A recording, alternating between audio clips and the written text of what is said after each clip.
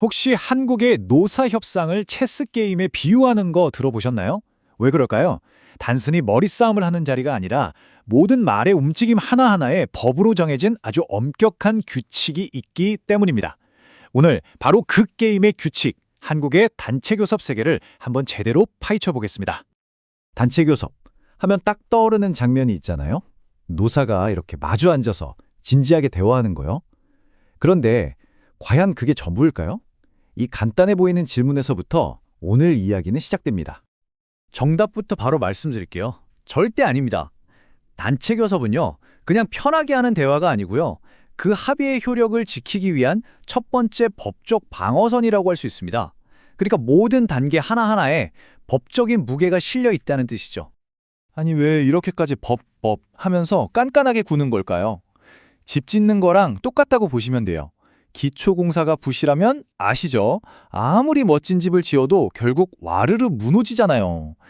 단체 교섭에서 법적 프레임워크가 바로 그 기초공사입니다. 이 기초를 무시하고 합의를 해버리면 아무리 내용이 좋아도 전부 물거품이 될 수 있고요. 결국 더 큰 싸움으로 번질 뿐이거든요. 그래서 법이요, 마치 검문소처럼 딱 버티고 서서 세 가지를 아주 집요하게 물어봅니다. 첫째, 누가 협상 테이블에 앉을 자격이 있는가? 둘째, 무엇을 가지고 협상할 수 있는가? 그리고 마지막 셋째, 어떻게 그 협상을 진행해야만 하는가? 오늘 우리는 이 세 개의 관문을 차례대로 한번 통과해 보겠습니다. 자, 그럼 첫 번째 관문부터 통과해 볼까요? 바로 누가 협상 테이블에 앉을 수 있냐 이겁니다. 아무나 와서 저 근로자 대표인데요 할 수 있는 게 아니거든요. 법은 이 자격에 대해서 아주 명확한 기준을 갖고 있는데 그게 바로 법적으로 인정된 노동조합이어야 한다는 겁니다. 이게 생각보다 조건이 꽤나 까다롭습니다. 첫째, 관리자급이 아니라 진짜 일하는 근로자들이 주도해야 하고요. 둘째, 그리고 제일 중요한 것 중 하나가 회사로부터 돈을 받거나 휘둘리면 안 된다는 거예요. 완전히 독립적이어야 하죠. 셋째, 목적도 분명해야 합니다. 정치 활동이 아니라 근로조건 개선이 주된 목적이어야 하고요. 마지막으로 서류 절차까지 깔끔하게 맞춰야 합니다. 이 네 가지 중에 단 하나라도 빠지면 협상 테이블에 앉을 수 있는 입장권 자체가 아예 주어지지 않는 겁니다. 자, 좋아요. 이제 합법적인 노조가 드디어 협상 테이블에 앉았다고 쳐봅시다. 그럼 이제 원하는 건 다 요구할 수 있을까요? 예를 들어서 우리 회사 다음 사장님은 우리가 투표로 뽑자! 이런 거요. 될까요? 정답은 아니옵니다. 법은 무엇을 가지고 협상할 수 있는지도 그 범위를 명확하게 딱 그어놨습니다. 표의 왼쪽에 있는 것들, 임금이나 근로시간, 복지 같은 건 당연히 협상 대상이죠. 이건 근로자들의 삶이랑 직결되는 거니까요. 근데 오른쪽을 한번 보세요. 회사를 아예 문 닫는 결정이나 조직을 어떻게 바꿀지 같은 건 순수한 경영권의 영역으로 봅니다. 이건 회사를 어떻게 운영할지에 대한 사용자의 고유 권한이라서 노조가 개입할 수 없다고 선을 그어놓은 거죠. 이 둘 사이의 경계를 아는 게 정말 중요합니다. 자, 이제 누가랑 무엇을 정해졌습니다. 마지막 관문만 남았네요. 바로 어떻게. 이 협상 과정 자체에도 아주 엄격한 규칙이 있거든요. 이걸 하나라도 건너뛰면 앞에서 한 모든 게 그냥 싹 다 무효가 될 수 있어요. 정말 중요합니다. 가만히 보시면 공통점이 보일 거예요. 바로 모든 핵심 절차는 기록으로 남겨라, 즉 문서로 남겨야 한다는 겁니다. 교섭 요구도 말로 하는 게 아니라 서면으로, 최종 합의도 반드시 서면으로 쓰고 양쪽이 서명해야 법적 효력이 생깁니다. 특히 한 회사에 노조가 막 여러 개 있을 때가 문제인데 회사가 이 노조 저 노조 다 따로 상대하면 너무 혼란스럽잖아요. 그래서 법이 자, 너희 노조들끼리 대표 하나 또 봐서 와 하고 정해놓은 게 바로 이 교섭창구 단일화 절차입니다. 지금까지는 뭘 해야 한다라는 얘기를 했잖아요. 그럼 반대로 회사가 이런 규칙을 어기거나 아예 대화를 거부하면 어떻게 될까요? 이때 등장하는 게 바로 부당노동행위라는 아주 강력한 법적 개념입니다. 이건 사용자가 절대 해서는 안 될 행동들을 쫙 정리해놓은 일종의 금지 목록 같은 거예요. 대표적인 부당노동 행위는 크게 세 가지가 있습니다. 예를 들어 너 노조 가입했어? 그럼 이번 승진은 없어. 이런 식으로 불이익을 주는 차별 대우, 또 정당한 이유도 없이 교섭을 미루거나 거부하는 불성실 교섭, 그리고 회사가 뒤에서 특정 노조에 돈을 대주면서 자기들 말 잘 듣는 이른바 어용노조로 만들려고 하는 지배, 개입.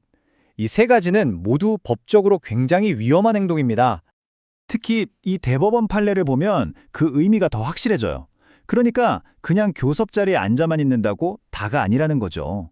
실질적으로 뭔가 합의를 해보려는 노력 없이 시간만 끌고 자기 할 말만 되풀이하는 거, 그것 자체가 불법, 즉 부당노동행위가 될 수 있다는 아주 강력한 경고입니다.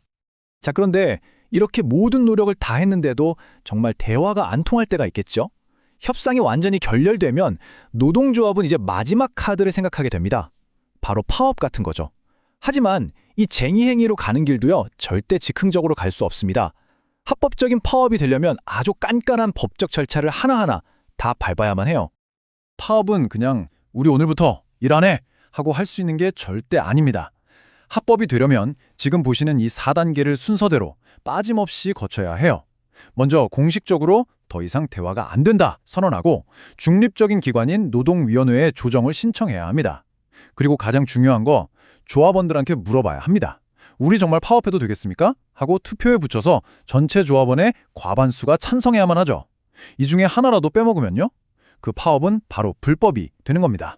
자, 이제 거의 다 왔는데요. 결론으로 가기 전에 잠깐 짚고 넘어갈 게 있어요. 지금까지 우리가 얘기한 규칙들은 다 똑같이 적용되는데 이 교섭의 판 자체가 좀 다를 수 있다는 거거든요. 그리고 이 판이 어떻게 짜이냐에 따라서 전략도 완전히 달라지겠죠?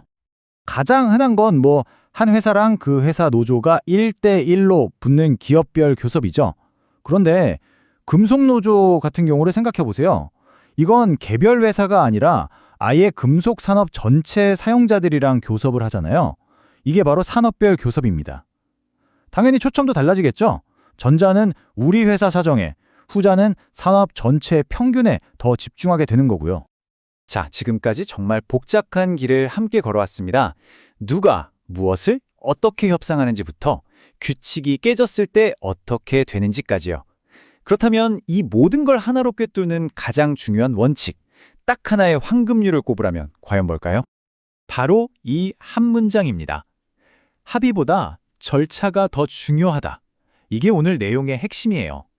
아무리 노사가 서로 와, 이거 정말 좋은 합의다 하고 만족을 해도요, 법이 정한 절차를 하나라도 어겼다? 그럼 그 합의서는 그냥 법적으로는 아무 의미 없는 종이 쪼가리가 되는 겁니다. 다시 한번 말씀드릴게요. 법적으로 유효한 합의라는 건 무엇에 합의했는지가 중요한 게 아니에요.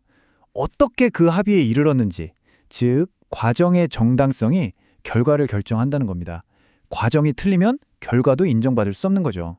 마지막으로 여러분께 이 질문을 한번 던져보고 싶습니다. 이렇게까지 엄격한 절차들, 이게 과연 노사 간의 신뢰를 쌓기 위한 단단한 기초가 될까요? 아니면 오히려 좀 더 유연하고 인간적인 대화를 가로막는 딱딱한 벽일까요? 아마 이 질문에 대한 우리 사회의 답이 앞으로 한국 노사 관계의 미래를 보여주지 않을까 싶습니다.